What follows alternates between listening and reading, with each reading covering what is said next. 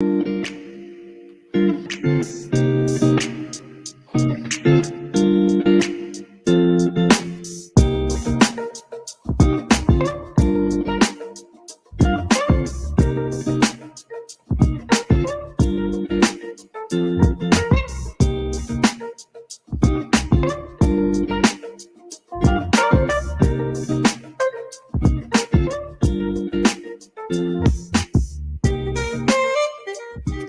good evening and welcome to our live monthly threaded collective Q&A. My name is Adrienne Garrison and I'll be your host for this evening. Threaded is an organization that helps people like you effectively bring the love of Christ to racial conflict and conversation. We know that racial conversation can be a minefield, so we created this space to help you talk through some of the questions and concerns you have. Joining us for our April live Q&A are Marcus Lloyd, Antoine Malone, and Shantara McBride. How are you guys doing tonight? Feeling good. Thank you, Adrienne. Feeling good. So does it feel like a long time, Marcus? Like it for some reason it feels like we haven't talked like with the people in a long time. But it hasn't been. Like the last thing we did that color commentary live, and that was the Will Smith and Chris Rock thing. Yeah, that feels like a while ago. I think maybe right. Am I the only one? Okay. The news cycle just is constantly turning over. You know what I mean? Nobody's been smacked in the face recently. The moment I heard that, I was like, okay, Antoine and Marcus are going to be all over that. Oh, man. we waited on it. We were like, Antoine was immediate. I wasn't even watching it at the time. And Antoine was like, what you think about that Chris Rock thing? I was like, what are you talking about? I'm gonna go back and watch it. What should I be looking for? He goes, what he said, you'll know when you see it. You'll know when you see it. I'm not going to even. He didn't give me no warning, like, anything. Wait for Chris Rock to show up and hold on. And I was just like, it was all recorded, and my wife is I'm sitting out on my front porch, like doing some schoolwork.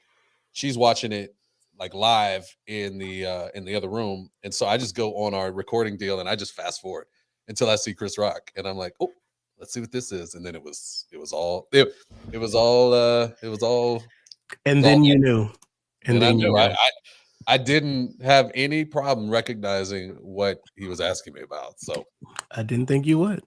No. So it has been a minute since you and I were on that, and then of course just prior to that was when we did this last time. So and Adrienne is 1 month more pregnant this month.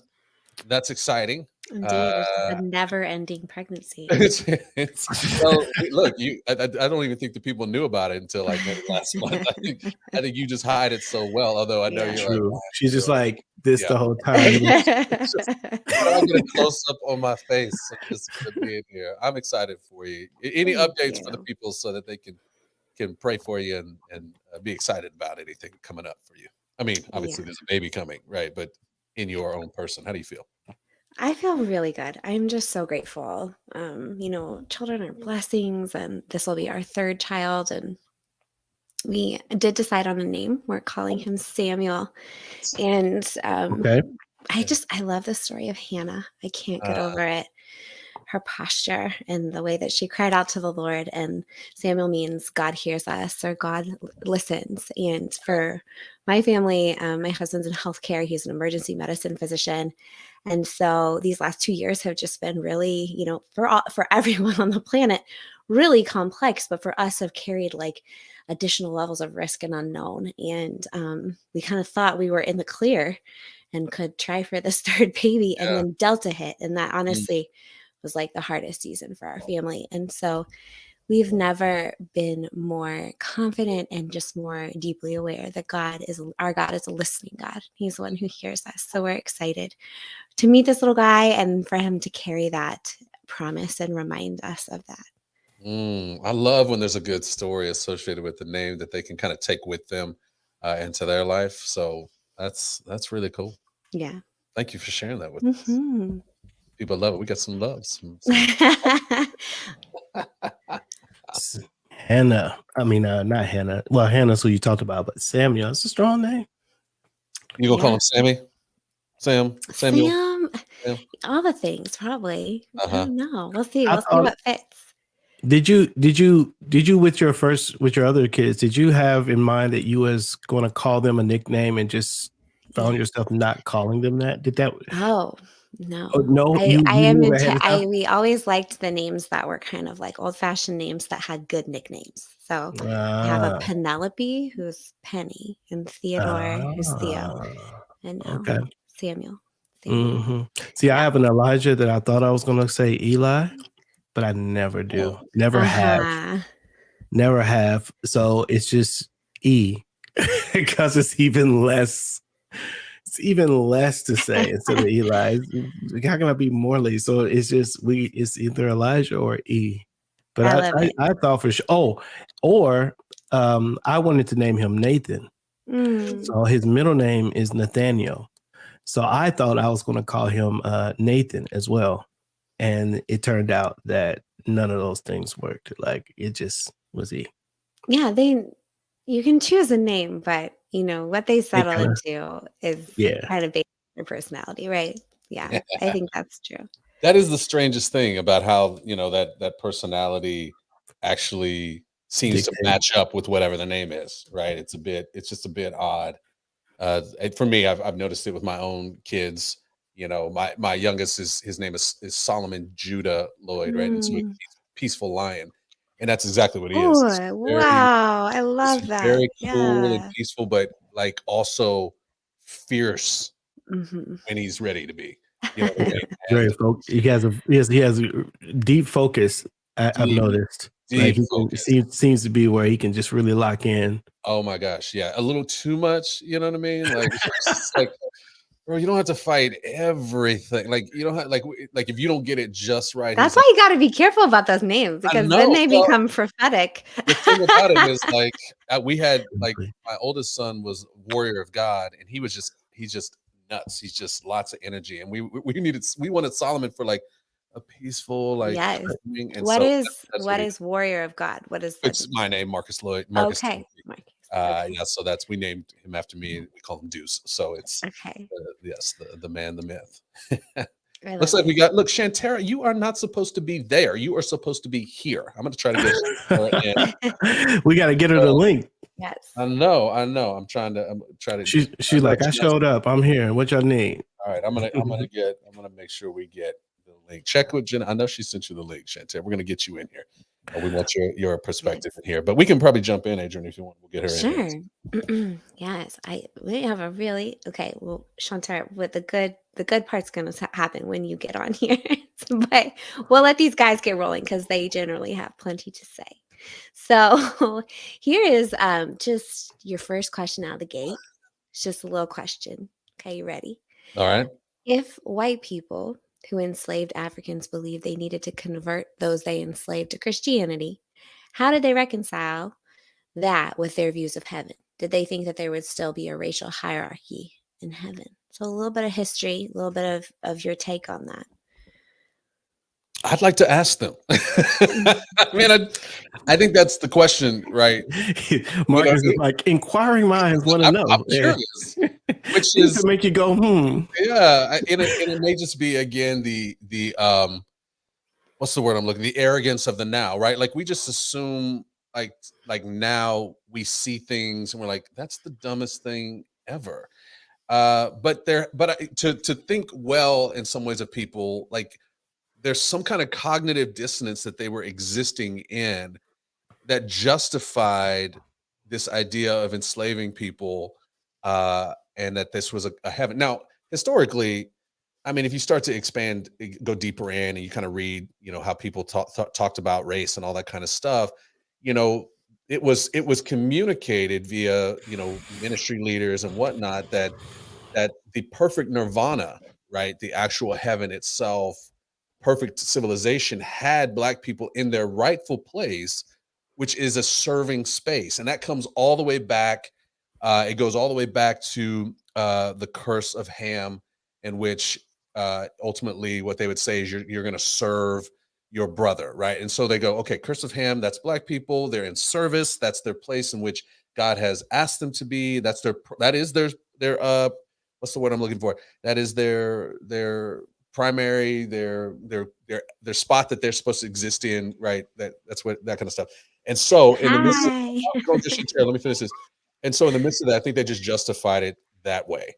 And look, and again, I was not there. So I think that's it. Yeah, go ahead and introduce. Yeah. Let me jump in. I want to introduce the people to my we've known each other for a little bit, but we haven't had as much interaction as I think we should have. Yes. But I want y'all to come into the conversation. We're bringing in Shantara McBride. She is an author. She's a preacher, a speaker, a teacher. She is the founder of Marvelous University. Marvelous, the social enterprise that offers life coaching and success planning. With two A, is it two A's in when you spell it? Did I put you in there? MAAH. Yes, Marvelous University. So she's great. Loves to work with the young people, youth development, youth needs, diversity, inclusion, allyship. I know we talked a long time about that the other day when we were hanging out. And so it's great to have you here. You got a book as well, right, Shantara? Tell us a little bit about the book that you've put out there, and then we'll jump back into the convo. First of all, I have to apologize to Janelle because, of course, she sent me the link, and of course, This is my assistant Janelle. She's like, Yeah. why is she not on here? I know. I was like, I don't have it, and I went back to my emails. I was like, oh, there it is. So I apologize. Yes. So, hey, y'all, it is wonderful to be with the Threaded community. I've been looking forward to this. And yes, I have a book coming out that I wrote with a friend of mine. Her name is Rosalind Wiseman. She wrote Queen Bees and Wannabes, and Tina Fey read it and wrote Mean Girls. And so we have known each other since way back in the 90s, which sounds like a long time to people. It feels like a long time. It's like a long time. It feels like a long time for sure. It does. But we wrote a book together called Courageous Discomfort: How to Have Brave, Important, Life-Changing Conversations About Race and Racism. And we gonna get her on color commentary when that comes out, so we can go even deeper in on that. I'm just excited for the, again, just more content moving into the space, content that is being produced by people of color. But Ross, she's a Jewish American, correct? She is. So she's more Jewish in she's not practicing, but she definitely identifies as she's Jewish. Yeah. She's Jewish. So I'm not Jewish, and I'm Black and a Christian. Right. I like to clear it up. I like to clear it up for the people. So it's been really interesting. But we can talk more about that as it gets closer. But my Lord. Yeah. My Lord. Well, we're excited to have you in. I don't know if you heard the first question out of the gate, but if you got any thoughts, I don't know if I like to I gave kind of the overarching, but Adrian, pull that question out one more time. Let me pull it out again. It's just basically trying to reconcile how white people were reconciling these ideas of needing to convert people they enslaved with their views of heaven. Basically, did they think that there would still be a racial hierarchy in heaven? And I want to slow down just like a little bit, just in case we have like viewers who are not super familiar with some of the things that Marcus said. I just thought, can we slow that down a little bit and clarify some things? Like curse of Ham is probably worth a little biblical recap if you have a second. And then can we dispel any of us this idea that enslaved people were first exposed to Christianity by their enslavers? That's not necessarily true. So I'm at any point, any of you guys jump in, because I think that this deserves some attention, and honestly might be the first time some people have thought about it or learned about it. Most definitely. Well, curse of Ham, just to jump on that first, to say it simply, Ham was one of the sons of Noah. I forget where it is in Genesis, but in essence, Ham sees Noah naked and drunk after his little cruise. And did you really kind of what? But you made it go like that makes more sense, actually. I know, like, you're like, of course he was drunk. Like that's what they were doing the whole time. Yeah, but it's a Carnival cruise. So he It was was a at the carnival. hotel, It was for free. They had all of it. It was all expense paid. all inclusive, Yeah, fantastic. no, but so he saw Noah, and so Noah curses Ham, and basically an entire theology was built out of that curse that said that the descendants of Ham were all the people of color, all of the ites, if you will.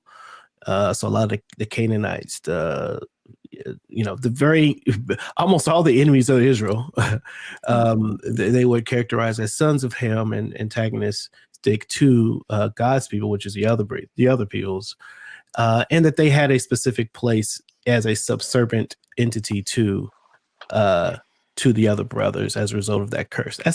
That's a really, really, really like broad Yeah. broad sort of definition of that. But what it ends up looking like is the white persons saw themselves as the descendants of the other sons. I think it's Shem, and therefore decided that it was their role, their divine role, to put in order all of creation beneath them, including the cursed Ham. And that's kind of what Marcus was getting at, where the theology at the time was that God's ordained order with the races was hierarchical, and that the white persons held the top spot and everyone beneath them. And anything outside of that order was against God's design, and therefore any politics or ideas or even the civil rights movement from any of them, all that stuff was a spiritual attack on their view of God's design. And that's why you have the Ku Klux Klan, who would call themselves Christians, and they would burn a cross. What they're saying is, we are defending God's way of things, and we should be at the top, and this order is ordained.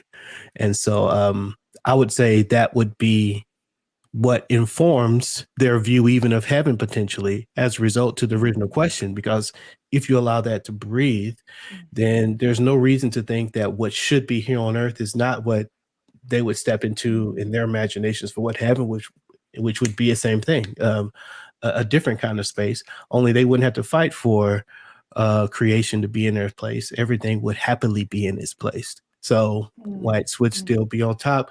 Blacks would be servant to whites, but would love it, would be happy and fulfill that role in a as innate, as a natural instinct that they would love, as they fall into this sort of supremacist utopia that they imagine comes out of this curse from Ham. So that is that's a brief summary. Yeah. And I feel like I was exposed to it less from such an overt supremacy standpoint, but more of a wash your hands standpoint. Like, why did this terrible thing happen in history? Well, curse from God. What can you say? Yeah. Yeah. So you can't do anything about it, even if you want to change it, because this is what God was doing, is what you're saying, how it was presented to you. Justified slavery because it was a curse from God. It was really broken. And so that other question you had was about, what was the second thing you mentioned? Oh, yes, Marcus, you can probably, or Shantae, whoever, you can grab that next thing. Yeah, I think it's, the way, and I love that you slowed it down, because I think there is this idea that when Gomez Zarara, who is kind of the father of racism in some ways, as people would put it if you kind of read through certain books, when the sort of Spanish settlers or Spanish conquistadors, travelers, whatever, found or made their way over to Africa, and they kind of found these people, that was the first time that Christianity had ever touched the continent. But honestly, you can just go through the biblical text and you can find, even if you're thinking through Shem and all those things, you can kind of look at the Canaanites and things of that nature, people of color, Black people in the Bible, Moses's wife in there, and in some case, the ways in which people look at the genealogy even of Jesus having people that would have been dark skinned, called dark skinned, into the space and kind of the lineage of Jesus, even a disciple potentially. And then if you go into obviously Acts, and you start to see the story of Antioch, there were several folks from the African continent that were represented there. That church in and of itself really represented a lot of the diversity that was existing at that time, particularly the Jewish culture across the world. And so you're going to find the Ethiopian eunuch is arguably the very first Gentile. Most people give Cornelius the Gentile sort of the space where the Gentiles come to know Christ. Is the Gentile Pentecost, if you will. But there's some discussion about the Ethiopian eunuch, whether this person was actually a practicing Jew or just somebody who was more of a sojourner, somebody who was connected to Judaism because he worked for somebody. So he potentially is the first convert to Christianity, if you will, as a Gentile. So that's just one thing, one place in which we see that maneuvering out into the space.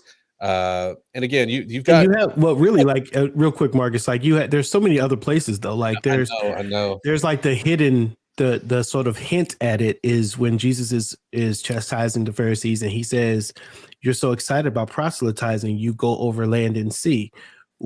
What are the destinations of this land and sea that they're going over? These are places that are south of where they are, because that's where the sea is, and going toward these other darker complected spaces. And then there's the most obvious hint is Acts 2, where we see the Spirit of God move, and all of a sudden we see this burst of all these different languages.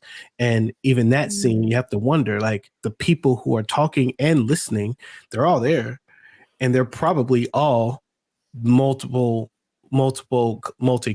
right? And so representation from all major areas, all of from around the area. Culture. So we do have the name of Cornelius and of we don't have the name of the Ethiopian eunuch, but we do have those singular persons. But we also have these hints to this more diverse exposure from Jesus as far as the proselytization of those Pharisees and them bringing people to Jerusalem, when Jesus was talking, and so they would have heard him, and some of them likely would have followed. And then you also have the Acts picture, and you have these other two. So anyway, I just wanted to throw those things in there. Yeah, and that's the point, is that there's so many different, and there's lots of good research that you can do kind of on your own, if you will, to find those different places. But it's important for us and important for everyone to recognize that, again, there was, and this goes back to the idea of the mission of God, really, period. Right? We think about the mission of God as something that doesn't get done without us, right? As if God needs us to do it. But God is always at work in places. And many times what happens is we show up someplace that God has already been at work, and we translate what God has been doing in that space. And so when you get to, quote unquote, this discovery of the African peoples, God was there. And it's reminiscent of the ways in which we look at our outreach, even in church today, with this idea of we're going to go take the gospel someplace. Colonization. It does not recognize, right, in its colonization thought process, that there has already been a conqueror there. We're coming now as investigators and detectives to find out what is Jesus already doing here.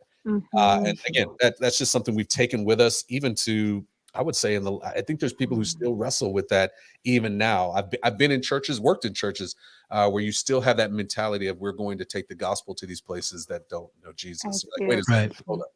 So I don't know, Shantara, you want to jump in on any? The only thing I will say is that my heart breaks for people who need a way, and we do this every day, right? We want to justify sin. And I think that's what I hear is that, we're justifying our sin instead of taking ownership and repenting of the sin. We want to justify the sin, and that breaks my heart. That there is this, and it's been happening generations and for like we've passed this down, that we are going to justify our sin, and that, I think, oh my gosh, when I hear how the Bible has been used to for people to justify people hating one another, that is so contrary to Jesus that it just doesn't, I'm like, it doesn't match to me. And one of the books that I've loved and that I tell everybody about when they have, because of course Christianity is a white man's religion. It is not. But one of my favorite books is Urban Apologetics by Dr. Eric Mason, and he really talks about how basically Plymouth Rock didn't land on us, and so it's this idea that white people, that Christianity was already there, just like what Marcus said, and it was not the white man's religion. And I think that the more that people of color, the more that Black people, because Black people love to say that it's a white man's religion, the more that we understand the truth, the more that we can truly be set free. But I don't know, hearing all of that, my heart just like, oh my goodness, people are still using the Bible to justify sin, but we do that every day, Yeah. So. Fun fact too, there's I've been looking at a lot of research and statistics lately, and fastest growing Christian continent is Africa right now. And and of the 7 continents of the North America has fallen to 4th place as a growing Christian population per capita, whereas Africa is starting to lead the way in our modern moment, and to the degree that some of the global conversations that are being had, and I'm having them from a young adult perspective, but some of the global conversations that are being had is to how do we leverage the movement that God is doing in Africa to better reach some of the Christian depravity that we're seeing here in North America. It's a very interesting shift of the locus in our modern moment as well as historical. Well, I mean, and I would say I don't know. I have some theories as to why it's happening. Especially, I've been to South Africa, and I've been to what people would call Northern Africa. So I've been to Morocco, and I can tell you, being here in the United States and the whole, and North America, like, love your neighbor as yourself. Basically, living out scripture is we turn a side eye to that. We don't want to live out scripture. And when we say that, oh, Jesus says love your neighbor as yourself and love me, we don't live it out. So it wouldn't be attractive to me if I was, if I was here or I was visiting and because it's like, we don't live out the scripture. And again, we like to justify why we are not going to live out the scripture.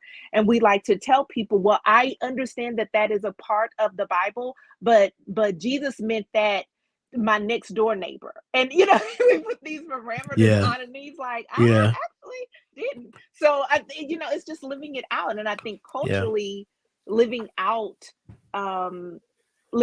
taking care of each other, oh my goodness, we like to do that only in tragedy, and then it's short-lived.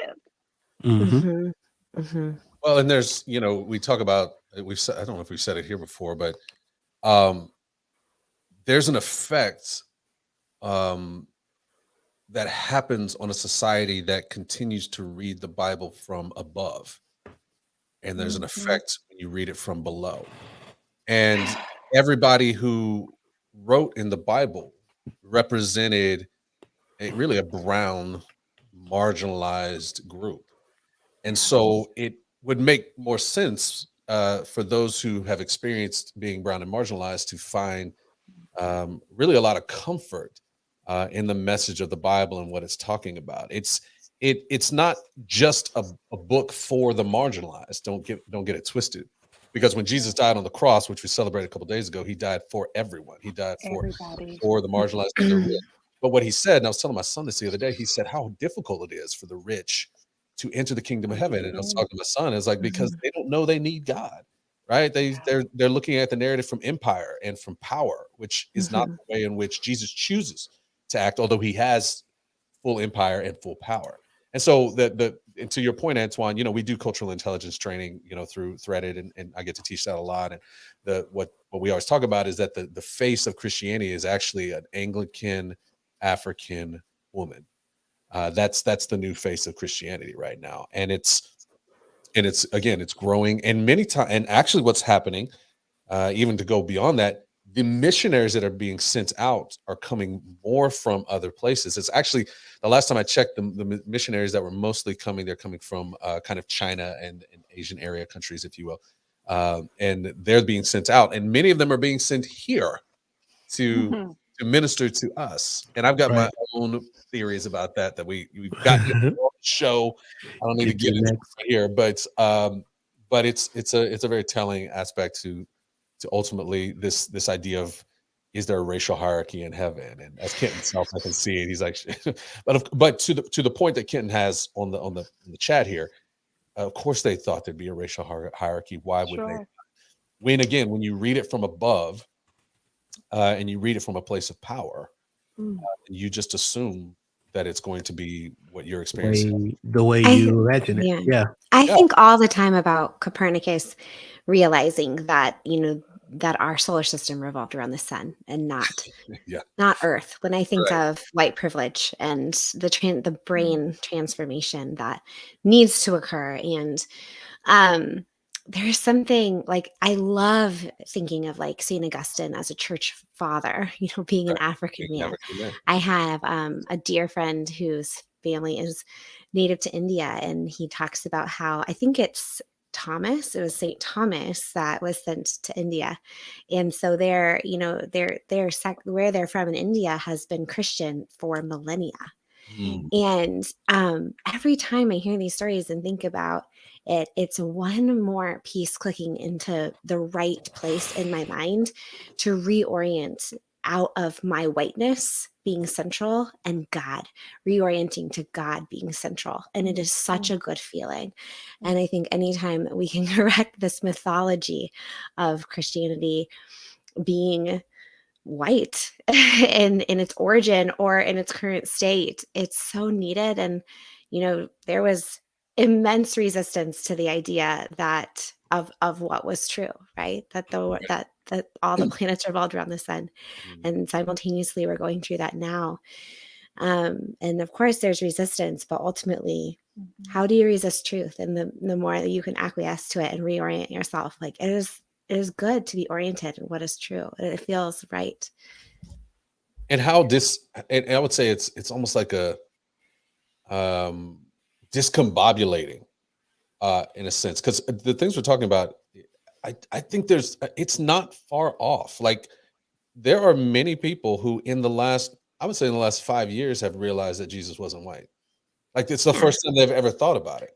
And I think how discombobulated, which is very weird. Well, but I mean, I would say that it's weird because we've had this conversation for most of our lives, more than likely you and I. But so that's why it's like, wait a minute, we talked about that when I was like 8 years old. Well, what I would say is, I'm not just saying they're white people. I think that there's Black people who think the same thing. And you can say Black people in America. You could say Africans, because that's what you've been taught. I mean, you can go to plenty of Black churches. They're probably not there now, but you would find a white got the same pictures. Yeah, same pictures. So it's not it doesn't need to be, oh, white people are villains and they didn't know about this. Like, plenty of people did not know about this. I've said this story many times. Subconsciously in my mind, whenever I pictured heaven, I pictured just white people there, because that's all that was ever shown to me. And it wasn't, but 10 years ago that I was reading through something in the scriptures, and it clicked, and I was like, wait, I've been thinking this in my mind. I don't know if I've ever consciously thought this, but I think I've never thought I got to keep my color, because I thought we homogenized into just this naked babies with on clouds, whatever those things are, and how like empowering that is to kind of really like, oh, you're not an accident. You're actually intentional. And this is where, and this is the result, if you will, of color blindness. Right? The idea that we're not going to see color. And so we just assume the people who say that are usually white people. So since they're talking about not seeing color, they just make everything white because it doesn't matter. Like, color doesn't matter. But God, his story is different. You know what I mean? Like, it's just a different story, and it's exciting. But if this is new, it's very discombobulating. We're and think through everything you've been taught. When you start to come to that space. Yeah, we were talking about that in our White Man's Christianity is Not the White Man's Religion podcast we did not too long ago. Oh, yeah. But we were talking about the fact that sometimes it took some energy to realize that there's really no prominent white person used in scripture. Like the prophets are not white people. You gotta You look know, for like 'em. they're Jewish, you know. Wow. So Mhm. like Wow. even your pic, even for me too, growing up, some of my pictures of Paul Right. Mhm.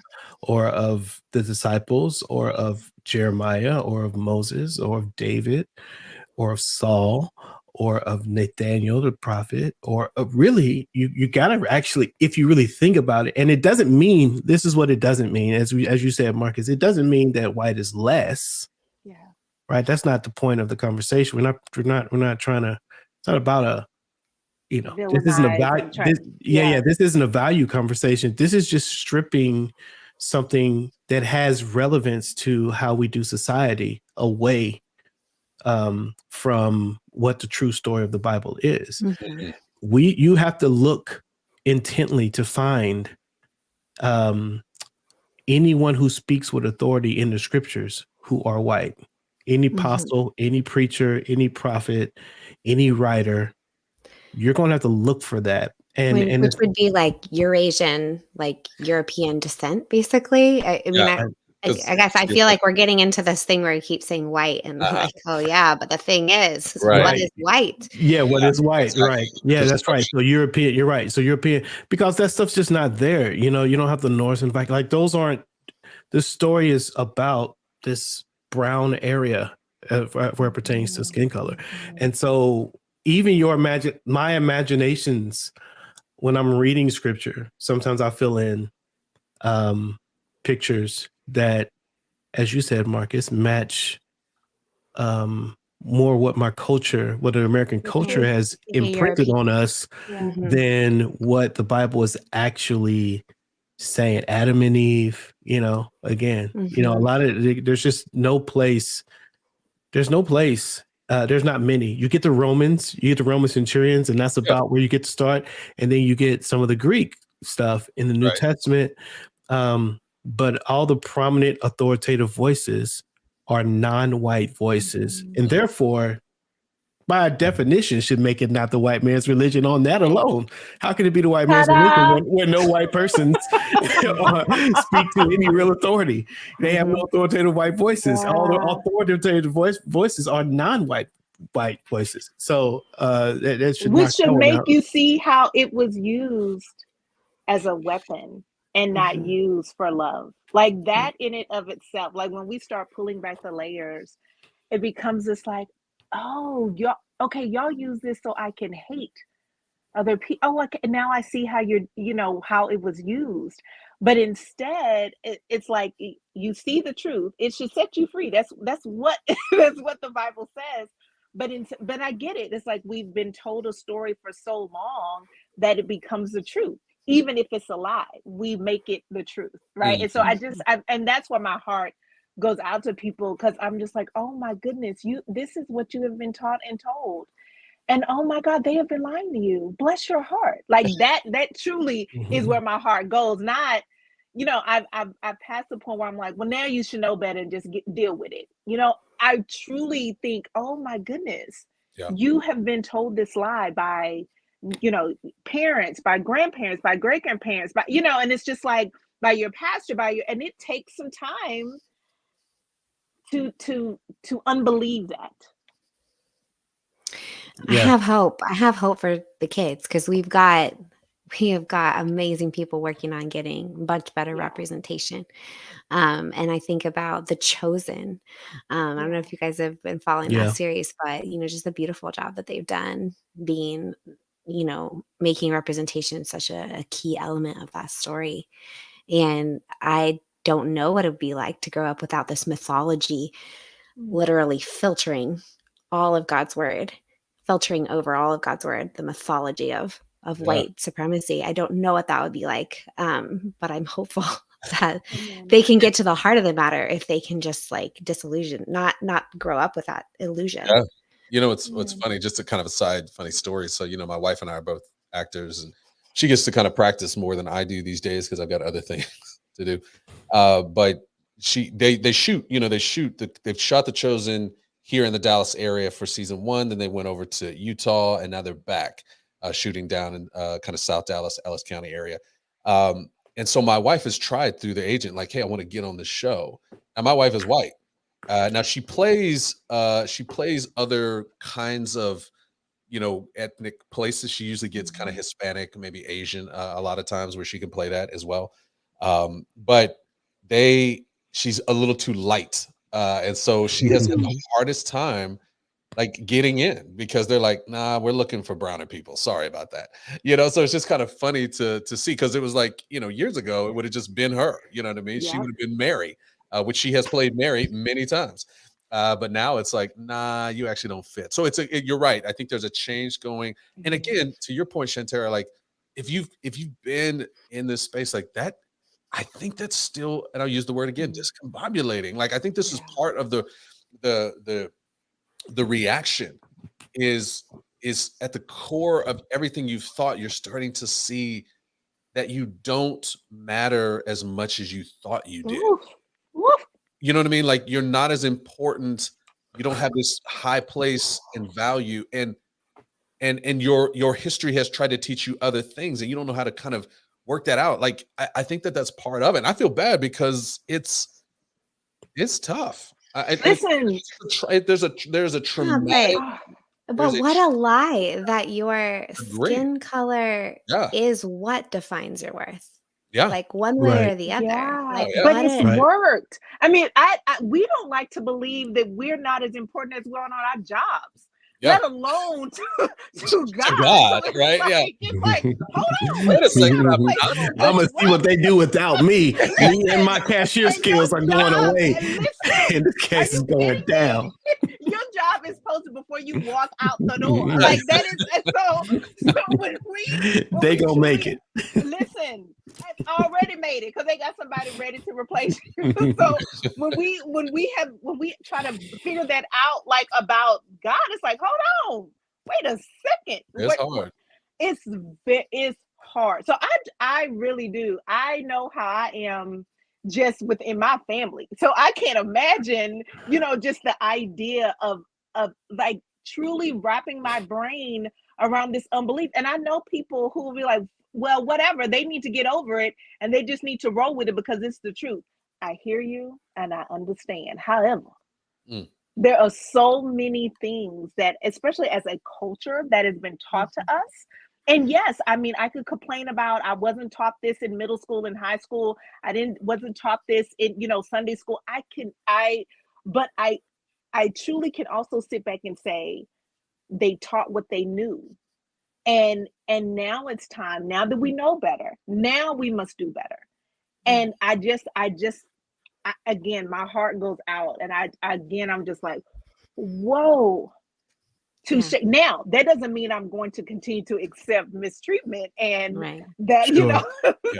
So there is also I heard like, you, but we're gonna have to change this. We gotta do something different now. Yeah, we can't unsee what we've seen now. We're gonna have to move forward. I'm not gonna be calling and you're not gonna be able to skip me, but so Yeah. there is that. But I truly think about, again, just the lies that we've been told, and just even family, like we pass down these lies, and when the truth is uncovered, it's like, oh my goodness. And I don't know, maybe they're gonna take my black card, but I just really feel like that this is really surprising to a lot of people.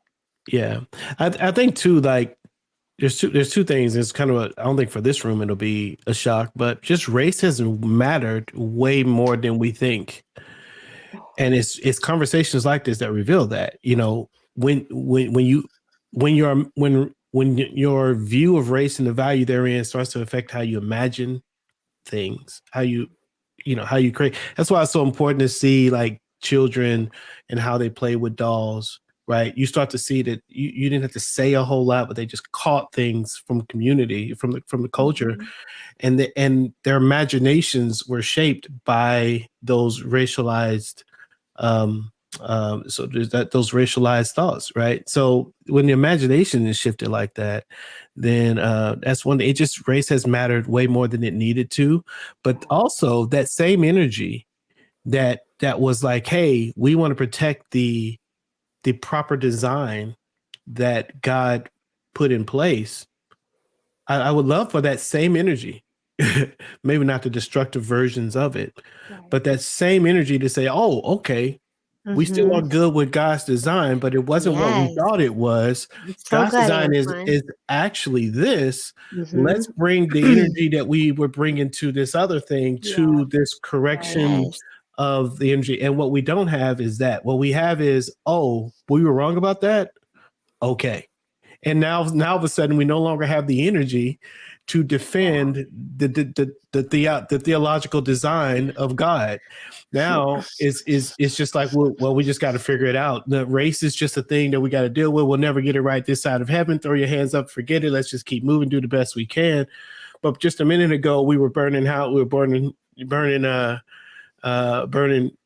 crosses in people's yards because we felt like we need to protect God's design. God's design is this now. How do we protect it? How do we bring that energy forward? And that's really kind of what Threaded is trying to promote, is there's a way God designed it. And if no one else can begin to represent that, God's people, his church should be where it starts. And if we can't get it right, there's no way we're going to see it on a more secular social scale. But man, we have lost our zeal for protecting the design. Well, you guys are walking it out here per usual, and Shantara, you fit right in. It would not be a monthly Q&A without an absurdly beautiful and redemptive amount of empathy for white people, and me over here going, Yeah, I mean, listen, again, please, can we just like crank up the heat a little bit? Shantara, you took my role this week. You guys are amazing. Amazing. Well, and I once heard it said, like, that this is the difference between, when Christians come to the table to talk about these things, in the ideal world, and Christians in the truest sense, not nominal Christians, is that they come to the table and they stay there. They stay there through the uncomfortable, messy process. And I feel like that every month when I come here. I'm just like, you have expended emotional and mental energy to walk a mile in people's shoes who have, systemically and individually harmed you your entire lives. Like, that is Christ. That is absolutely Christ. And every month I'm like, I hear you, God, I'm taking notes. Don't worry, but I'm still rolling my eyes. Because, I'm not fully sanctified yet. And I'll speak for myself. I'm not past a good eye roll either. That's why I said I will not be called names. You will not listen. In Jesus' name and with the love of Christ. However, there are too many. I think there's a fine line in continuing to be disrespected and be mistreated, and I'm going to love you like the love of Christ. Like, those are two different things, right? And I think a lot of times people hear, well, we're going to extend grace, or we're going to stay at the table, or we're going to build a table together. They hear that and think, yeah, but you're going to let them do. No, that's not what I'm saying. What I'm saying is I'm going to do my very best to love like Jesus. That's what I'm going to do every week. It makes me uncomfortable. I just want to be angry in here, and you're not letting me. Listen, you can be angry. I'm trying to make it to this multicultural heaven. I'm trying to get in. Well, and look, we just celebrated Easter, and you know what I mean? Like, Good Friday was a real thing. And even, look, there's a part of me that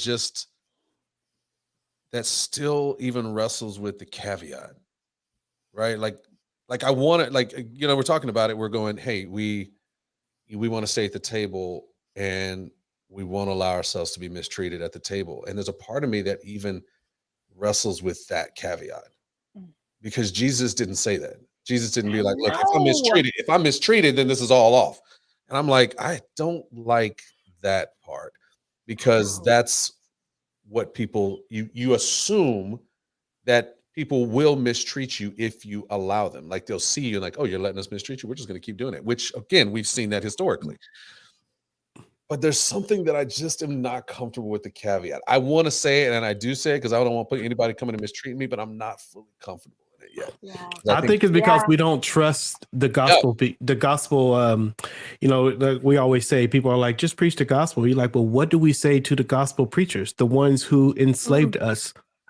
what do we say to them? They had the gospel already. They were telling it. So what else? Is there a plan B to this?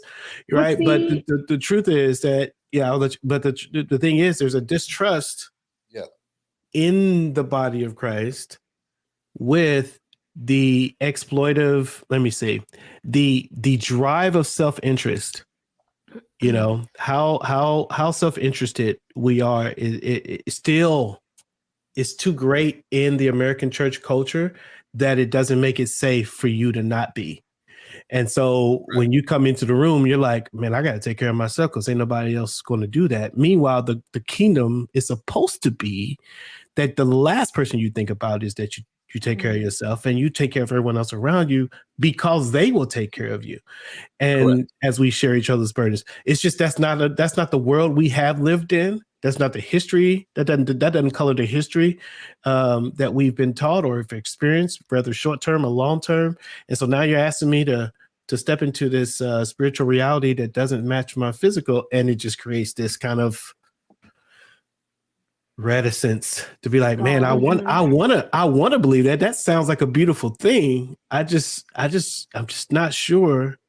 I want to follow up on Jesus's model, but Shantara, tell us what you're thinking. Well, and Marcus, I hear you. And that's why I have to be real and honest about it. I wonder if there is a place now for correction versus the caveat, because I think that's the piece that has not always been allowed, is the correction of, well, I understand this is what you've been taught, but this is not how it's going to be, and this is not. So I'm going to correct that behavior so that you don't continue to sin.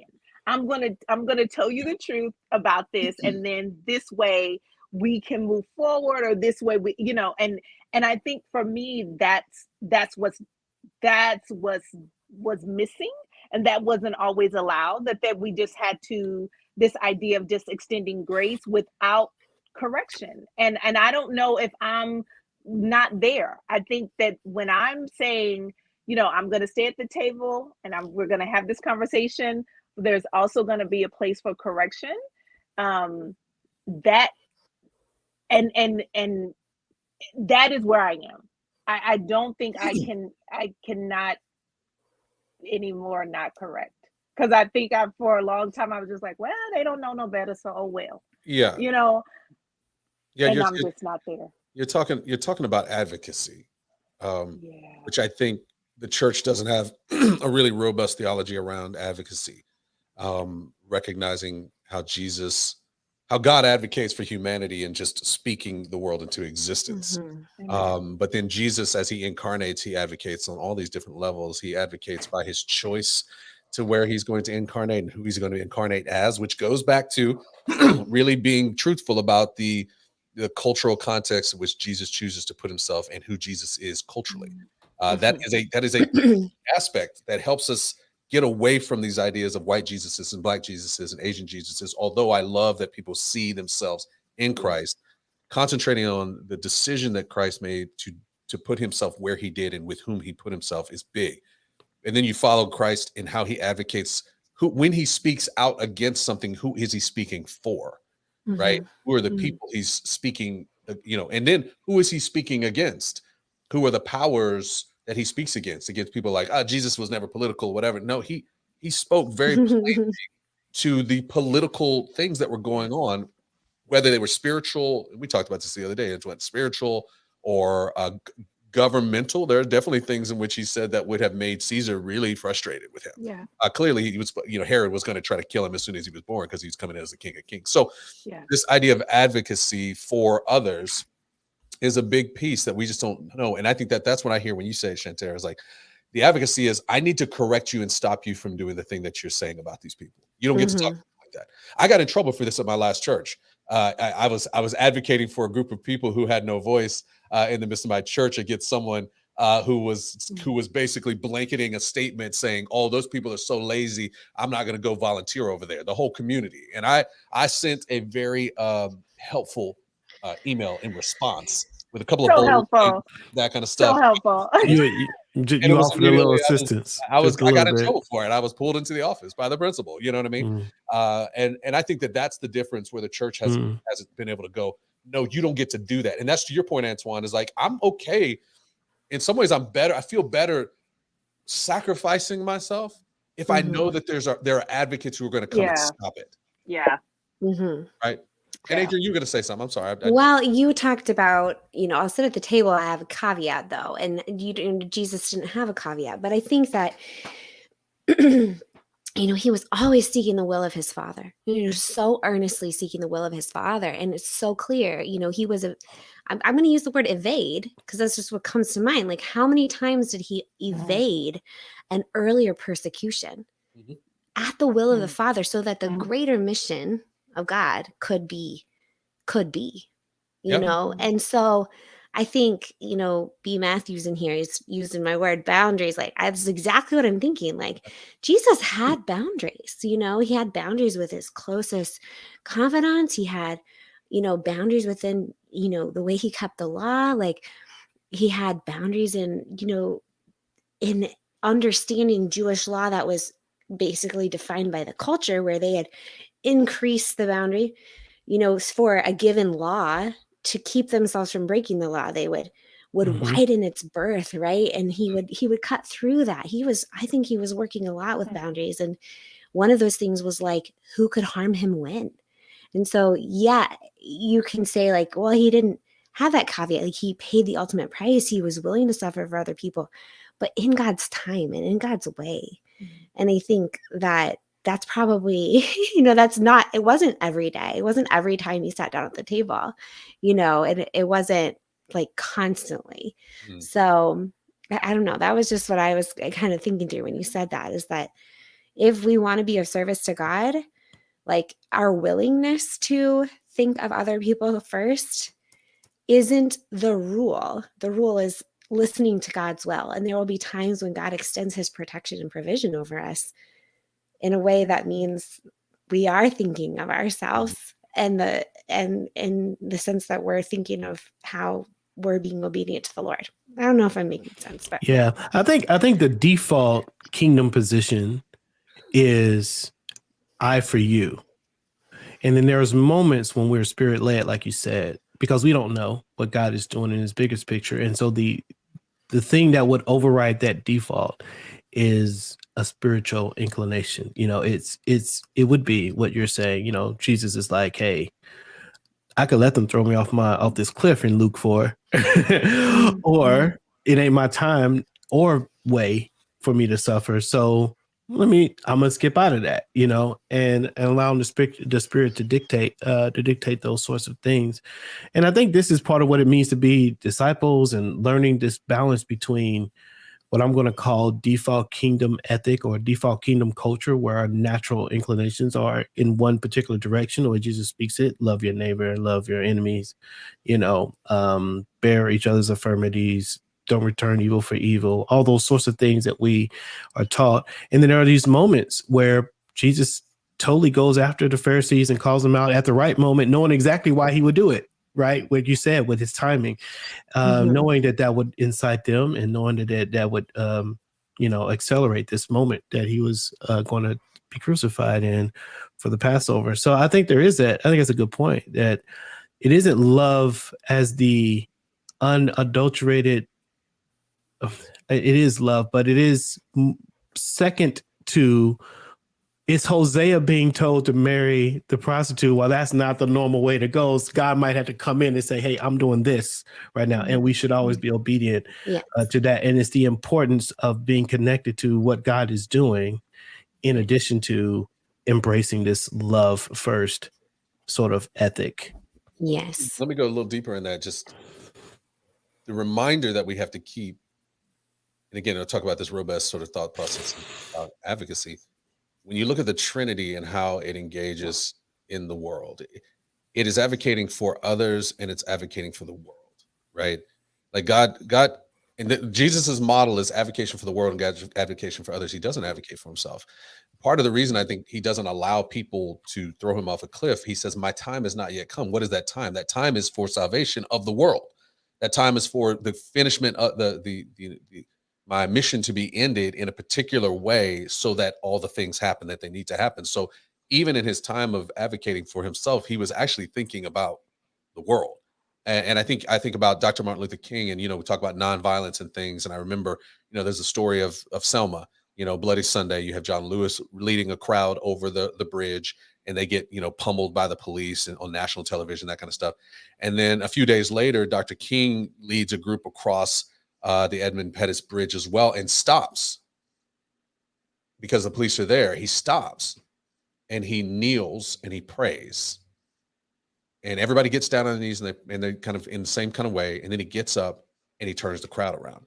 Now there was something that wasn't self-preservation, because he's put himself in positions before to be hurt, but he was thinking of something greater. He was like, this is not going to get the response. This is not going to do what we need it to do. So we have to go the other way. Some people could say, well, he didn't want to get beat up because these same police officers who beat John Lewis up a couple of days ago, whatever. But I think, again, there's this sense of it doesn't do anything for the movement to do this. And I think that's where I think, if we keep that to Leslie's point, B. Matthews, right? Like, there's boundaries, right? But this surrender, but it's also like, how do we make it completely outside of ourselves? So we're not going, I'm protecting myself, but if I'm protecting myself, I'm doing it so that the world can benefit. Exactly. Yeah. I've got a palate cleanser question for you guys. I love it. Because, talk about replaceable. You're going to have somebody else in here. Next month. I can guarantee it, because I'm not keeping the time worth anything. I promise. You guys will see a different face, and you'll know why. I'm not keeping the time. You will have created another face. You create another face. You're right on the whiteboard. You are creating a new face because there's a new face being entered into the world. That's it. You can answer this question in your sleep, I'm sure. Is there a difference between social justice and biblical justice? Break it down for us. Go ahead, Antoine. I know you've just been waiting on the question. Well, for me, biblical justice. So again, I always define these things the same way. So justice to me is things being what they are meant to be. And I know that's not everyone's view of justice. Some people view justice as getting what you deserve, and I disagree with that vehemently.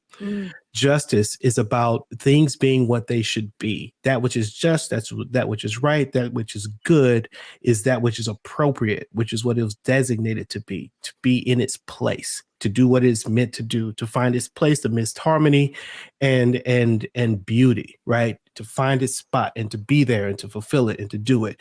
So a justice is that. So who gets to define who gets to tell us how things should be? Who gets to write? If we talk about justice as a song, then who's writing the music, and who's writing the music for each of the parts to play, right? Well, if you say, okay, well, biblical justice, if the Bible is writing the music of justice, then what we're saying is that God has created the world, and he has created the world and everything in it to perform and be in a particular place and way and things. And the Bible describes that as God creating humanity and all of us existing to love him and love each other and to exist in everything that the Bible tells us, and how we begin to achieve that, how we're far away from that, how Jesus helps us get access to reclaiming that just way of living. Social justice. Who gets to decide what justice is? Social justice, oftentimes, for me, is defined by the social context. So in this particular scenario, when we're talking about race, for me, a lot of times social justice is tied to America, the American society. What is it that has told us that American society should be a certain type of way? The Constitution has told us that. So when I think about social justice, personally, I'm thinking about, okay, America, you said that the music that is justice should look this way and sound this way and be played this way. And the roles are supposed to look like this for all of the different things. Is that music being played right? Or are people overplaying or playing other people's music? Some music is not even being played. Have you shut people out? Blah, blah, blah, blah, blah. Like, do we have all the pieces making the music that you said was justice? And so there is a difference. Now, there's some overlap in America. There's some overlap between what the Bible declares a just way of doing things and what the American Constitution has declared. But at the end of the day, social justice has to do with the rights and the experiences and the opportunities afforded to every citizen in a society by that society's defining, if you will, composer, if I can continue with the music analogy. And the composer is the Constitution in America, and it has told us how the music should sound and how it should be played. Those in the symphony are raising their hands saying, hey, I think I'm supposed to be playing this, and I don't have access to what I need to play that. I can't play my role. Somebody's keeping me from playing my role, or I have the violins music and I am a trombone, right? I need to have trombone music to play trombone so that we can get this music to sound the way it's supposed to be. So biblical justice says the Bible forms and tells us how all things should be. Social justice speaks into a very particular society and says what things should be from that. Drilled in even closer to that, for the Black persons in America, it has to do, well, for any persons in America, it has to do with your rights and your experiences and your opportunities that are supposed to be afforded to you as a citizen. So again, that's a big topic that I could probably do several webinars over. Once again, a kind of a broad stroke. And I'm sure there are some opposing or differing ideas around some of those definitions. Well, and I like it. Go ahead, Marcus. No, I was going to say, I just like the composer, analogy there. But what makes me think about social justice and the composers of the Constitution, because I think about, what if your composers are flawed, and what if they are wrong? And that is, to me, the difference between biblical justice. I think Right. about, our Savior is not wrong, but I think about man who, of course, wrote the Constitution, and who, had people enslaved and all that kind of stuff. So I always struggle with the Constitution. I know that is our, what we use for everything. But I always struggle with it because, of course, I think these men were flawed, for lack of a better. Yeah. And I would say I think that's why, if we are Christian people, then the kingdom of God, which is enforced by a king and has its own ethic and definition of justice, comes from Christ and the kingdom. So the church in America should be pursuing a kingdom justice, which will make the social version of justice, it'll pale in comparison to what the church would do. But the church often has borrowed the social imperfections and adopted them and baptized them even, and made them into biblical things. And I think that's what we're starting to see with some of the white nationalism and some of the flip and the issues associated with some of the white evangelicalism that's on the more extreme side, political and silence. side. Right. And some of the silence. Right. And it kind of goes back to what we were saying before. If you're going to be pursuing God's order for things, then you're pursuing God's justice. And where's the energy, for that? But you're absolutely right, Shantara. I think every social justice that is not kingdom justice will inherently have flaws in them, because they are not the actual way God actually wants things to be done. So and again, you can kind of fall, if I can say it for the listeners, butt backwards into some very biblical justice types of things, even from a flawed, even inside a specific social area. I'm looking at Mary's comment. I recall that U.S. Constitution is very, I think you're saying, white and property owned, male oriented, right? So the rights then that they were creating had a self-motivation, right? We talked about, again, the difference between Jesus and how he deals with things and the difference between how we do it. they were creating a constitution that was self-motivated. It wasn't others focused or world focused. It was self-focused on things that were going to protect their rights. And so other people's rights got, thrown to the side. And you could create, I see you, Mary, saying we could you should create a new constitution convention because our composers were flawed.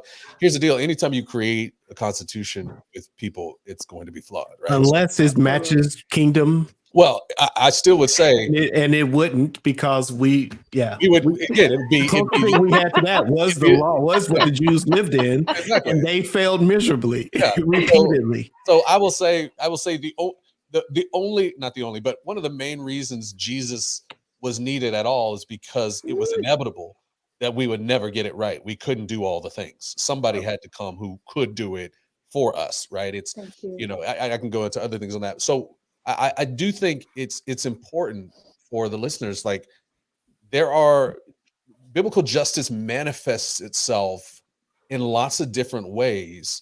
And again, some of those do line up with some of the conversation you're hearing. So the Bible does have a retributive justice that goes through it, right? There is punishment when you do something wrong. So when you hear people talking about that, that's not necessarily only a social space, right? Like, that's also a biblical space. Right there is a justice that is what you could call a workforce justice. It is you are getting rewarded for doing something good, right? Like, and this is to the point. I think there is, and I know you vehemently disagree with this question of you getting what you deserve, but there's an aspect of you do get what you deserve if you do the right thing in the Bible. There's a kind of justice that would be a workforce justice. There's also a restorative justice, making things right when things wrong were done to somebody. You broke their glass, you fix their glass. You know what I mean? Like, that's a restorative piece. And then there's this really crazy sort of justice that is kind of the family place justice. And this is that concept of Jubilee, which was articulated, I'm not going to say very cleanly, but it's articulated. Leviticus, I think 25 is where it's articulated. We don't have any like real examples of where it was practiced in the Bible. But when Jesus comes in Luke 4, he actually calls upon that idea of Jubilee in his entrance, in his coming out party, if you will, as the Savior. And it's this idea of where, it was this understanding that people would go through hard times, and then maybe they had land, but something would happen, the father would die or something, and they'd have to sell their land off to somebody so that they can survive. Mm-hmm. Right. And then something else would happen. They'd have to sell this, whatever. Maybe they'd end up with nothing. Maybe some famine comes through, maybe some war comes through, maybe something, and they don't have anything. And after a period of time, I think it was 70 years, they go, hey, let's get everything back to where it was. Those folks who have just had a hard time, their families have just been, no, you get your land back. And you knew it. Like, I'm not buying the land to take it from you and have it as my own to hold on to it. I'm buying it to actually give you money and that you don't lose it later, right? Like, I'm going to bring it back to you. So these are the kinds of justice that exist in the midst of the biblical conversation. And they don't necessarily all work in really many social cases. Some places do have more of those than America does. And so it's important that we recognize the differentiations. And when we see the antithesis of that, right? When we see people not getting punished for doing something bad, that's against the retributive justice that's in the Bible. When we get people getting stuff that they shouldn't get when they ain't done nothing, like, it's not completely unjust, you know what I mean? Particularly if they've cheated people and things of that nature, right? So we have to recognize that there's many facets to this justice conversation or justice piece as we look at it in the Bible. I think it's so easy. It's the quality. It's the quality. It's not the. It's the intent of the result of that work that changes biblical and and say America. Like you mentioned, like we the Bible is not a space where people don't get what they deserve. People reap. The scriptures say you reap what you sow. Right, you sow apples, you get apples. You're not gonna get peaches, right? So right. we kind of got that. But but who are these peaches for is the difference between kingdom justice and sort of American social justice, right? Because in our context, those peaches are for me. But if we think like the I earned Garden of those peaches. I earned these pieces. I did it. You know, they belong to me. It is my property. Whereas you think about it, if you think about it like Garden of Eden or Pentecost or Pentecost. right, or even in Revelation, there's no hint that we, you know, this. It feels like it's going to be the same thing as was with Adam. Sit down. Hey, this whole thing, none of this is yours, and all of this is yours, right? Right. And Adam didn't work a minute for Eden, but he had to cultivate it for Eden. You know what I'm saying? Right. So it was his, but not his. You know, and the work it's a stewardship conversation. Yeah, it's a stewardship, and so there's work with stewardship, but it's slightly less in ownership, and that's going to be the difference, say, between that meritocracy mode between, like, say, American social. And I know we're in a little bit of the weeds with that, but I just wanted to mention it. No, it's good. It's good. There's a lot in there. There's nothing simple about justice at any format. And that Really in isn't. and of itself right there should be said more and more. There's nothing simple about this. And I think, and Antoine, you said a lot, right? Like, we get caught up in the headlines, but we don't read the paragraphs. Right? We get hot and bothered about whatever, but like, you gotta go deeper in. Like, there are ways to find.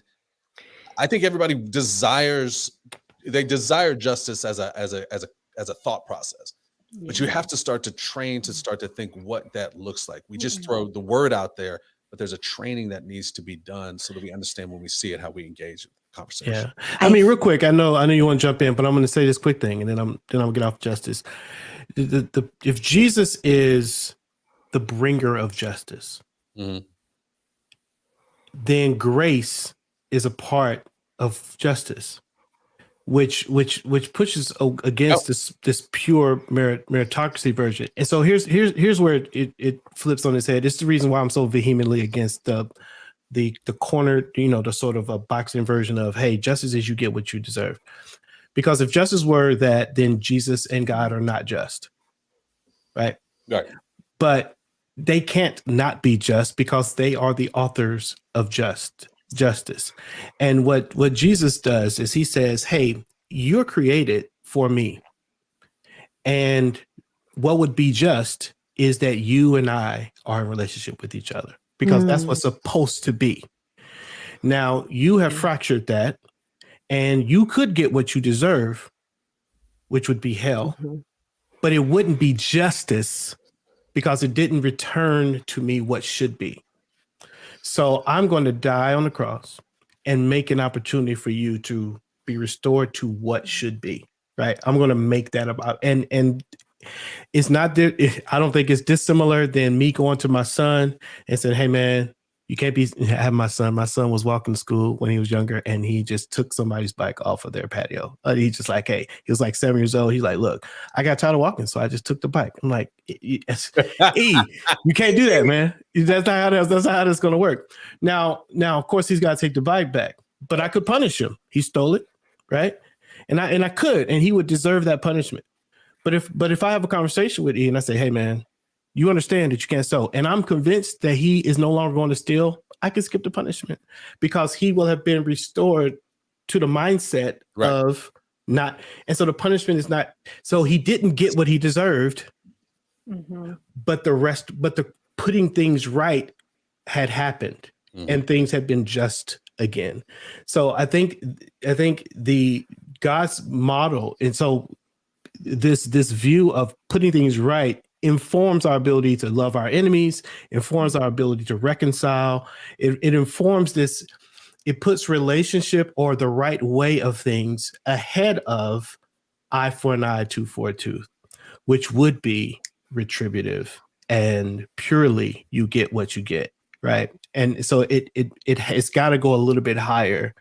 I'm not saying that you were saying all that, Marcus, but there's a lot of preachers who do social justice conversations in their sermons. I think I've heard 8. Oh yeah, for sure. And the pastor says, let me define justice for you. Justice is you get what you deserve. And I'm out immediately. Because if that's true, then God is not just. And the cross was not just. But the cross was just because it made a path for things to be made right. And it could be made right through Christ. because we couldn't do it ourselves. That's the justice piece. And so we have started to apply that to our thinking. Yeah. I love A.W. Tozer's knowledge of the holy. He works through the attributes of God and talks about how these things that to us as humans feel like really difficult to reconcile, that he's a God of love and a God of justice. And, you know, he's the law, but he's also this grace. He is grace and redemption.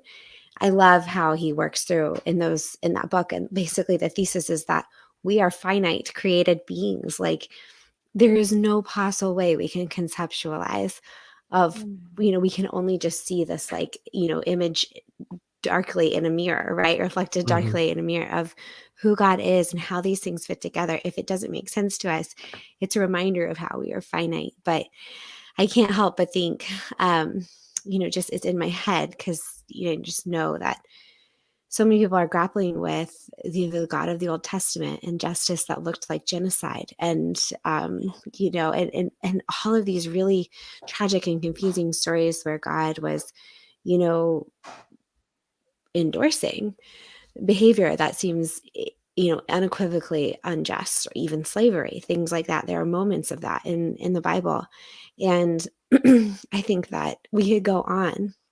And I have friends who are grappling with, if he's a good God and he really is, he knows what's coming, he knows everything, and he's all powerful, then why did he create this container in which we would fail? Like, he created this situation in which we would fail and sin and then reap consequences. So that's not to say let's talk about that. That's just to say, like, I'm voicing that out into the room, that people are grappling with these really complex ideas of what is justice as it's manifested through God's character and in the Bible.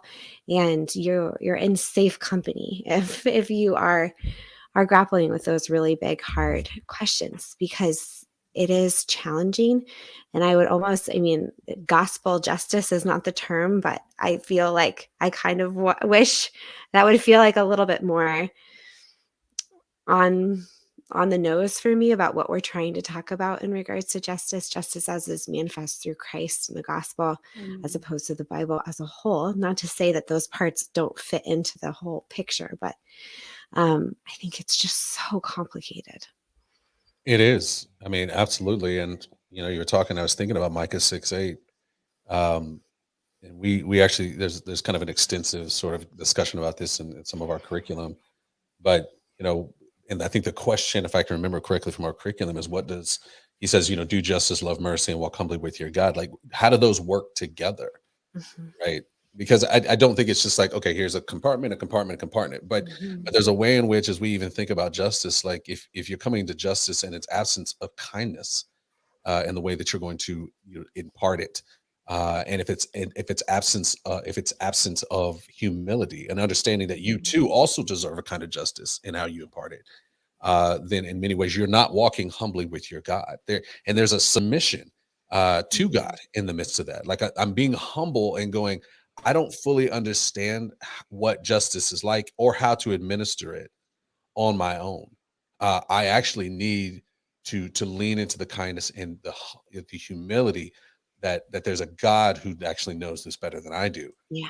And I don't understand all those pieces, but that's where I have to trust, because I know that I can't administer it perfectly. Yeah. So it's an understanding of my frailty and my ability to not fully not just understand it, but to act on the things of this world. Yeah.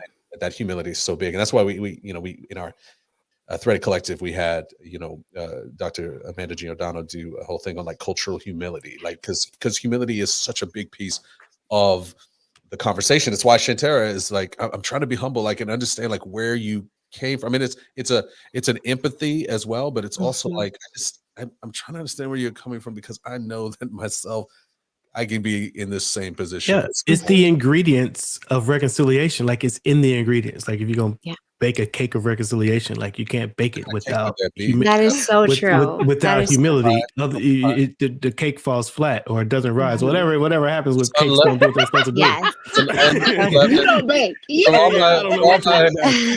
fall flat, right? Is that right? It doesn't raise. during this week. This She is their said, 11th week. clearly we don't answer. I don't do no thing. We have two more questions, and we got a current event that I want to make some space for us to talk about, and then I think that the last question we can kind of each close out on with a final word. So, Shantara, I'll let you kick this one off. We have a question about why do you think it's easier for the church to rally behind assisting Ukrainian refugees versus Afghan refugees? The truth, I think when this first, and I still can't believe that there is this senseless, stupid war happening. I Ugh. pray, and let me tell you how it is. I pray for Putin because I believe that Jesus can save anybody. And so Amen. I've been Yeah, praying for for sure. his salvation, Yeah. like in the Wow. middle of making a decision, Yeah. that the Holy Spirit would just come up on him and he'd be like, Come on. oh my God, I need to repent right now. That Yes. is what I've been praying for. Yes. But I also think that the way that people see the Ukrainians, they see them as white people, and they see them having to leave their homes with their stuff, and they see them with their white children, and they see, they're not Ukrainians, they are white people who have been displaced by this man, and it is awful. I think when people look at Afghanistan, they see it not as a Christian place, so they see it as, if only they knew Jesus. If only those brown people knew Jesus, then this would not be happening. So it is a very judgmental, wrong place to come from. And so I think we support and come around people who, one, we think believe what we believe. And then two, we think, oh my gosh, these poor white people having to leave their home. So we are so able to disconnect from what is happening, what is still happening in Syria and Afghanistan. We're able to disconnect from that.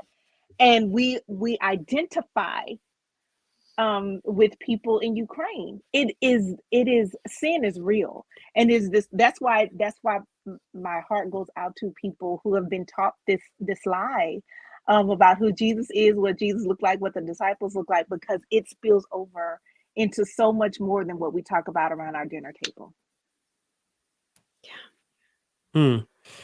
Yeah, it's been interesting to watch because some people are on the Putin side, and I would make the case that that some of those voices see themselves in Putin, and there's other people who somehow see themselves in Ukraine.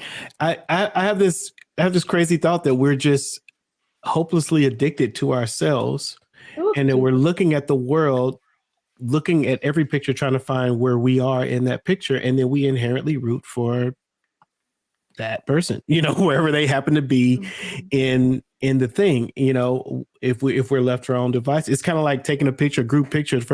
When you look at the group picture, the first person you're looking for is you. As you're like, hey, where and then am we I have to retake it. You're right. And you're like, if I ain't right, then we got everybody lining back up, right? I know you look good in some, but I didn't. So. Yeah, run it again. We lost him. He's like, he got excited and got himself. You know what I mean? And this, I kicked him off because I was looking at the pictures. I was like, get yourself off of this thing because it doesn't look right for you to be. But yeah, welcome back. I have no idea how that happened. Antoine, you didn't like what you were looking like on the picture. That's so right. As we got redo. Yeah. No, but I think we look at the world like we look at group pictures, right? We're always looking for us in the picture. And so I think there's some reason, to your point, Shantara, there's some reason that Americans see themselves in Ukrainians, those who root for them. And there's others who see themselves in Putin. And they root, although increasingly getting quieter and quieter these days, but they've started rooting for Putin, and there's something psychological about that we don't have to get into. That's going to get way too political, I think.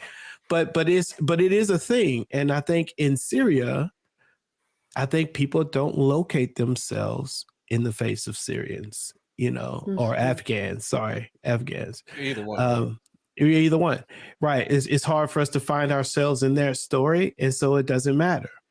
But for some reason, especially right now in this very contentious moment in the culture wars in America, where it's so much about the powerful versus the not powerful, and then here comes this powerful country trying to exploit a non-powerful, it was funny for me to see that those who were fighting for the marginal here found it easy to root for Ukraine, and those who were against social justice, many of them were also finding reasons to say, hey, we're sympathetic to Russia. And I think that is something. So I think the answer is we don't see ourselves in in the Afghan and Syrian conflict, which has something to do with us, with our addiction to ourselves. Well, and again, we're a visual society, and our divide, our racialization has predominantly been furthered and and supported from a difference in the color of people's skin, right? Like, I mean, there's a color of people's skin, there's facial structures, but people don't like talk about people who look like me and go, hey, they don't go, this is the big nose people, right? They go, they're black people. So they're talking about like literally the color of people's skin is a determinant about who is of value and who is not. That is the history of how we think about things in this country. So you start to think about the media, and you start to think about the pictures that are being communicated, right? Like the leader of the Ukraine, if he doesn't say anything, it looks like a white dude. I mean, he looks white dudes in my gym, you know what I mean? In Putin, same way. He looks like these white guys, you know what I mean? And you go to Afghans, they don't look like that. Their skin tone is different. Skin tone is just different. We are so indoctrinated with this value placement on people's skins. It is so hard to disconnect from it. As much as you even desire, the bias work shows us that we have a bias this way. And so you have to take those thoughts captive and evaluate them, own them first. And that's the problem, is we don't own them. Like, gosh, I'm really been rooting. Let me check my posts. How many posts did I talk about with the Afghans? How many posts did I do Syria? How many posts? Oh, my Ukraine posts there's just a lot more. Why a lot more for Ukraine? Could it possibly be connected to this long history of stratification by the color of people's skins? And again, you sprinkle in, obviously, the aspects of war in which we as America have been in. I mean, we haven't had war on our country, but whenever we've gone to war, and particularly the longest war that we've had has been in, Afghanistan. Yeah. It goes all the way back to 9/11, right? Like that's the time when America was like, oh, we're going to do this. So there's a connection to anybody of that kind of skin tone, or I'll even say the country name immediately puts them at an enemy. We've been told that that's in some ways an enemy for 20 something years. Yeah. So it's easy to not want to respond well to that. Post the Ukraine, and the pictures, and to the Antoine's point too, everything you've been shown about the Afghans shows dirt mountains and caves. That's the descriptions, right? Because we're always looking at it from a military perspective view, and so we're just seeing like things blow up. We're seeing broken villages. We're seeing dirt. We're not seeing life. We're not seeing like buildings that have been built by sophisticated people with equal intelligence. But when you think about the Ukraine, they're giving you these opposites. Oh, let me show you what the city looked like before this war. Universities. Universities. These people who were just sending their kids to school a week ago and playing in the park together a week ago are now running for their lives. You know what I mean? So it's like, these people are just like us. But you ain't hearing that the Afghans who were playing with their kids on the street. No, these cats have been dealing with war for 20 years. They have a normal life like us, quote unquote. So I think that's part of it too. Yeah, there's the ideal. Real quick, I know Adrian, I think you're going to jump in, but I'll say there's this ideological thing too. There's the skin color, but there's the ideal. Ukraine wanted to be democracy, and so there's this whole democracy versus communism.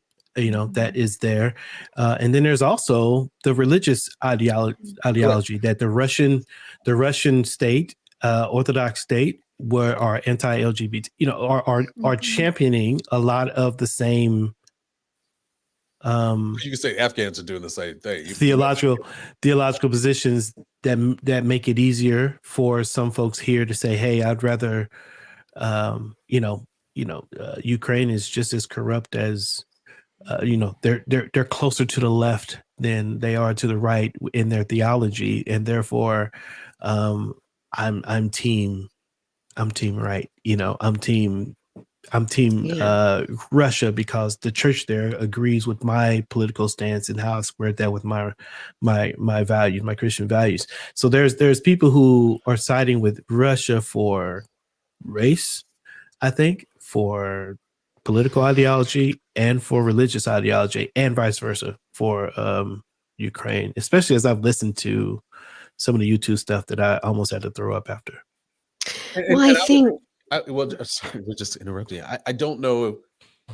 I want to just be clear. Like, I don't know if that that connection to following after Russia is as widespread as we're making it sound. yeah, I I, would agree. And I'm, the question was framed as, why do you think it's so much easier for the church to support Yeah. Ukrainian But refugees? the reason I'm saying that is, I got the question, but the reason I'm saying it is the church. There's a huge contingency of the church that wasn't supporting Ukraine. I had to give you a couple, but there's now again, they're quieter about it because it's not popular to say it. So those things are happening in echo chambers, but it's not a given that the church is all in on Ukraine. I guess is what I'm saying. yeah, No, I agree with that. Yeah, and I can see what you're saying. And I think, tragedy. I mean, I kind of wrote about this. I think there's like 2 months ago when I was just writing the mid-month newsletter talking about comparative suffering and how it doesn't help anyone. It doesn't help us, Sure. to Like a think. suffering Olympics kind of thing. Yes, and and so it's like, we need, we are all here, grieving for Ukraine. That is so true, and we're parsing out this question, like, why is the church getting up out of their seats and wanting to do something about Ukrainian refugees and the crisis in Ukraine as opposed to Afghanistan? And that's what we're parsing out here. But tragedy, is a grief for all of us. We don't want that. And I think that, beyond the color of skin, just like in my own personal life, when someone who's in my family or in my close friend group is experiencing hardship, suffering, conflict, Yeah. I know the ins and outs of that. I know the history of that. And so I am following it more closely than something that is further out of my sphere. And so I think that is true for a lot of white American, churchgoers, that the story of World War II, the story of the Cold War, the story of the breaking up of the USSR has been represented, has been told to us. It's such a more familiar story. And I Sure. remember what it was like to be in high school and be learning firsthand about the Rwandan genocide and being utterly appalled as a young person that we weren't getting involved and that we didn't get involved and that we didn't get involved sooner. And I think that knowledge is access. And it's not a coincidence that our media is blowing up and covering Ukraine in an entirely different way. Yes, we consumers, the church at large is more invested, but that's, it's like an echo chamber because we're also being fed much more specific information. The images that we're being fed are different. It's different. And the more the more deeply engaged you can get, even with people who don't look like you. It's possible. But you have to be hungry for that knowledge. And that's what you're saying. Like, it's easy to be like, well, Rwandan genocide, like, wow, that was just a tribal thing. What can we do? Like, I don't even know. That's out of our sphere. Or like, oh my goodness, what's been going on in Afghanistan? It's been going on forever. Like, we've been in there forever. Like, we couldn't fix it in that time. What were we going to do? And so I think that so much of it is about not only seeing ourselves in it, that's so true, but just like our own willingness to push through to get the information we need versus already having been supplied with the information that we need. And Mary talks about that on the chat here. She's ultimately engaging in thoughts with with relationships. You know what I mean? People didn't care about the Syrian refugees, but those who knew Syrians did. Yes. Right. Yeah. So this is another plug. If, as she says at the bottom, like diversity and community and relationships are important to be able to identify with other humans. It's another plug for engaging and desiring the diversity, to be connected to the diversity Yeah. around you. But at the same time, it's also a plug to not, right? Because the more diverse your space is, the more you have to kind of care about more. You know what I mean? Like you have Yeah. to actually like now it hurts Yeah. a lot more when you see that. And that's Mhm. what and I try to do this with my sons when we pray at night, you know what I mean, with them. We pray for our brothers and sisters in the Ukraine. We pray for our brothers and Yeah. sisters in Russia, right? Because I tell them like we are all kind of as humans, brothers and sisters, because we have a single maker, single father. But there's also the body of Christ that exists in both of those places. And so we are constantly thinking that there are people who ultimately will be with us in heaven who are experiencing these things, whether it be in Syria, whether it be in Afghanistan. When Afghanistan was going on, we were praying the same thing. And so we have to remind Yeah. ourselves that we actually do have family in all these spaces. What does that mean to Yes. us now? Yeah. So good. Well, let's wrap up with this last question. It's really good. We have someone that's wanting some go to phrases to memorize just to kind of have in their back pocket to use when you're in a group or in a conversation, you get some aggressive pushback about racial dialogue. So, this was actually requested by a member of one of our threaded groups. And I just want to give each of you a chance to say kind of what are some of those phrases that you keep in your back pocket when things get tense? Are these phrases that we want to say out loud, or are these just things that help things, Get out things, loud. Mantras. things that help us think right? You know, there are Don't certain throw hands. Don't throw hands. No. exactly. Yeah. Is it self-talk phrases? No, or- this is outward facing de-escalation or just, or moving forward. I mean, I'm saying de-escalation, but that may not necessarily be the case. They're saying go-to Yeah, phrases okay. to memorize when you get aggressive pushback about racial dialogue. What do you mean by that? No, I mean that's the phrase. That's your phrase, yeah. That's right. the Like, phrase. Mhm. help me understand. It's Yeah. the textbook stuff. What It's do you the- mean That's by good, that? Marcus. Help me understand. Say Because more. you know what I mean. Say Mhm. more like about that. It's you go towards if you're getting pushback. It's going back to the conversation we had before. We've had this. I was talking to the boys about the Will Smith thing, right? And saying it's not the question's not what's wrong with him, but what happened to him. Right. It's a different thing. It becomes empathy to go, there's something that happened here that I need to find out about. So it's an investigation. So be curious as Right. opposed to Mm. confrontational. So if somebody comes at you, they're pushing back, instead of be like, oh yeah, which is what I really like to do.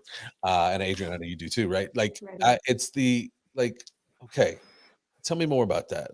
Let me try to investigate and get Mhm. deeper because there's something behind that that is really the root cause. You have to go upstream, if you will, Mhm. to find what's really Mhm. coming out of that conversation. That's me. Agree 100%. Different question, but same idea. Be curious. You have to fight off confrontation, that confrontational energy, and if it's at the point where it may be at the point where you have not been doing that, like you started out fine and then it's escalated, right? But the question I always fall back on, I like to say, wow. Wow is a very neutral thing. So somebody says something, whether I like or dislike it, I kind of like, wow, okay. Kind of like Chris Rock when he got wow. Don't. Okay, no, I don't want to do it. Never mind. But just that's just a bad joke. It's too No, silly. No, it's But not. Actually, really it's full circle. I appreciate It's right. that. We're right here. But no, wow is a great word.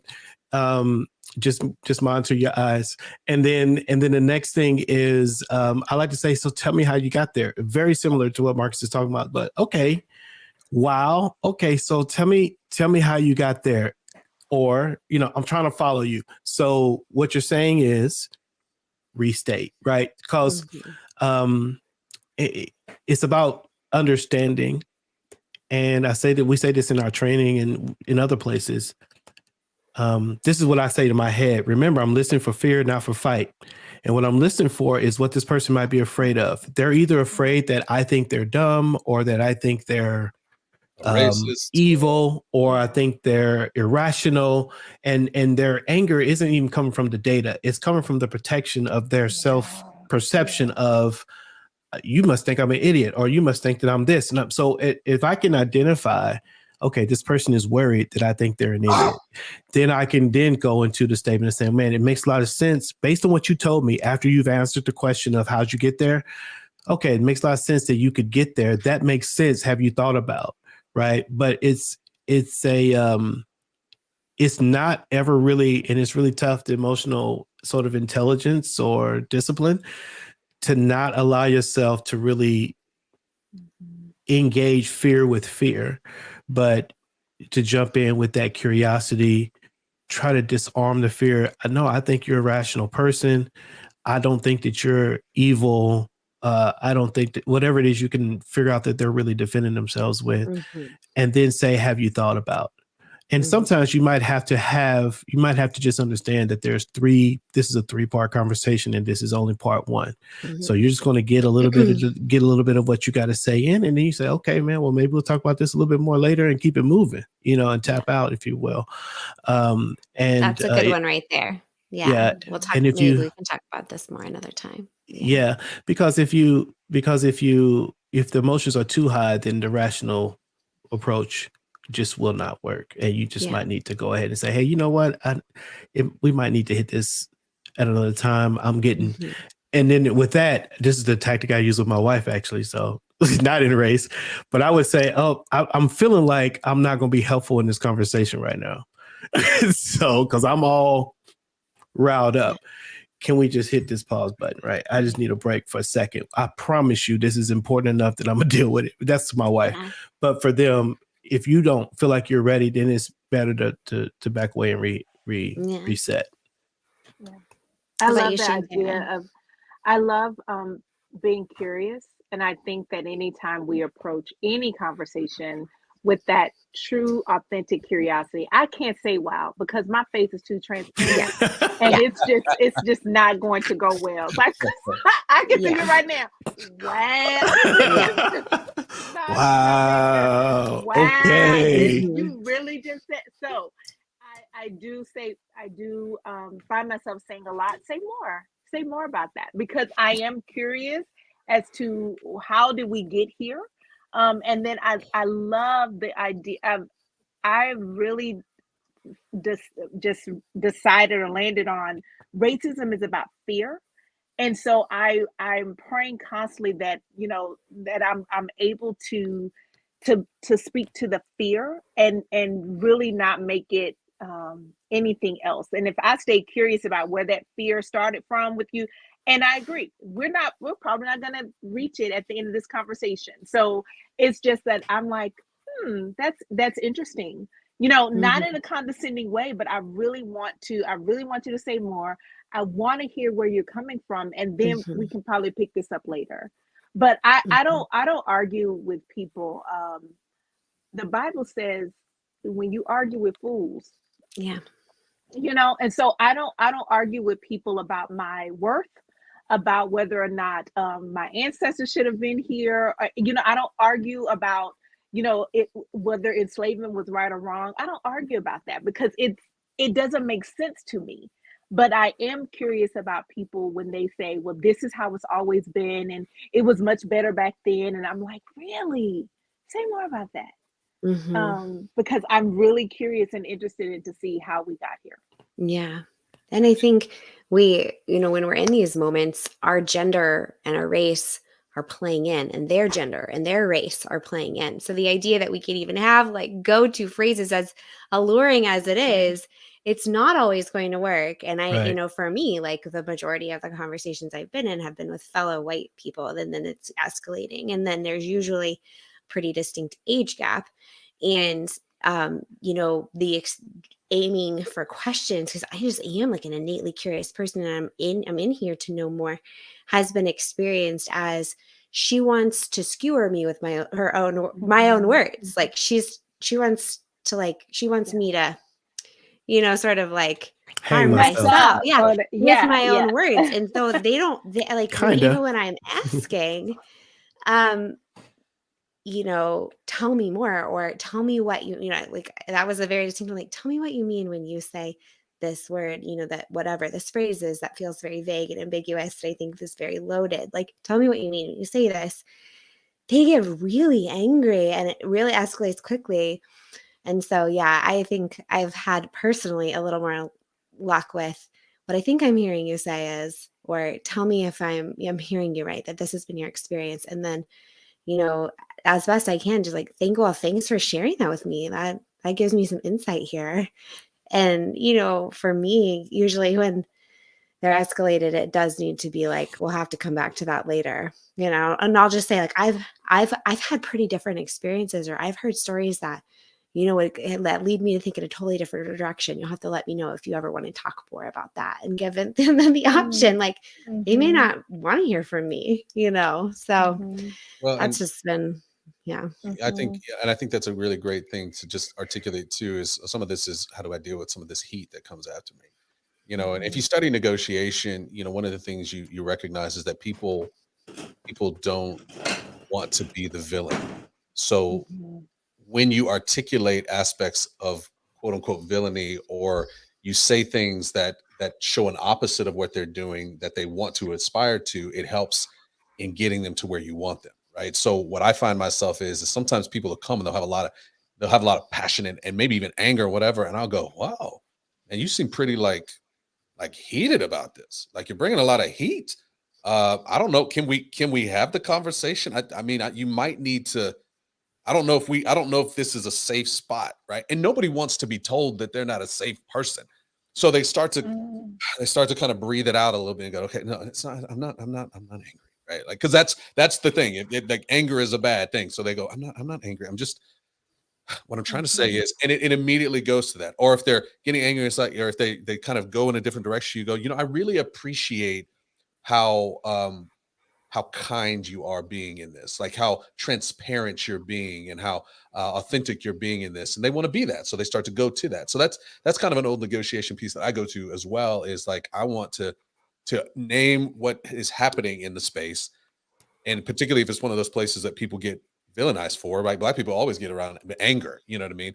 That it immediately people want to go away from that. So that's been helpful for me quite a bit too. Yeah, I would say too on that, like, and that's been really helpful for people who don't know me very well. So like, since I'm on Facebook or meeting people for the first time, or don't have really, or people who I'm not engaged with a whole bunch, those methods have been really, really, really helpful in those scenarios. There is a little bit of a different take when you're dealing with, say, family members who, if you're dealing with mom or auntie, and when you say that to them, there's a different, there's sometimes can be a different kind of interchange. And I think what I've learned is to